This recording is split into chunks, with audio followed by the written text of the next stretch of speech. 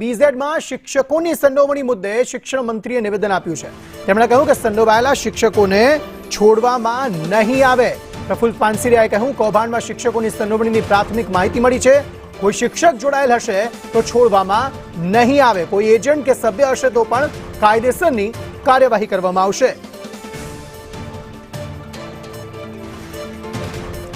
કોઈ પણ ભલામણ ચલાવી લેવામાં નહીં આવે તેવું કહ્યું છે।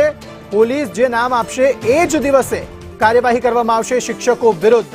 પોલીસ તપાસના અંતે શિક્ષણ વિભાગ કાર્યવાહી કરશે તેવું શિક્ષણ મંત્રીએ જણાવ્યું છે।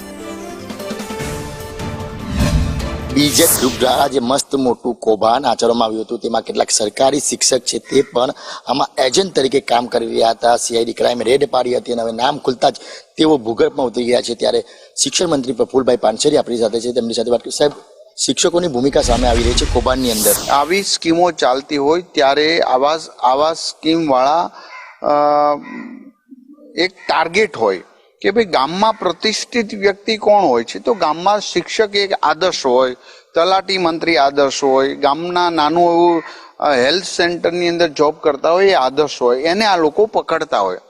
તો મારી દ્રષ્ટિએ સીઆઈડી ક્રાઇમ તપાસ કરી રહી, તપાસના અંતે જે બહાર આવશે એનું એક્શન લેવાશે। કોઈ એના એજન્ટ હોય તો એક્શન લેવાશે।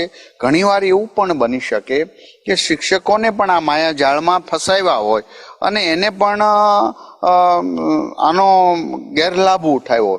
તો વાસ્તવમાં એમનો રોલ શું છે, કઈ રીતનું છે, કેવી પ્રવૃત્તિ સાથે જોઈન્ટ થયા હતા, બધું પોલીસ તપાસના અંતે અમે ચોક્કસ એક્શન લેશું। તપાસની અંદર તો બારું આવશે ને। ઘણીવાર એવું હોય છે કે હું એમનો કોઈ બચાવ કરું કે એવું પણ નથી, પરંતુ એમને પણ શિક્ષકોને પણ આમાં આટીમાં લઈ અને આના સ્કેન્ડલની અંદર એ પણ ભોગ બન્યા હોય એવું પણ બની શકે। પણ પોલીસ તંત્ર દ્વારા જે રિપોર્ટિંગ આવશે, જેનું ઇન્વોલ્વમેન્ટ આવશે, એક પણને છોડવામાં નહીં આવે।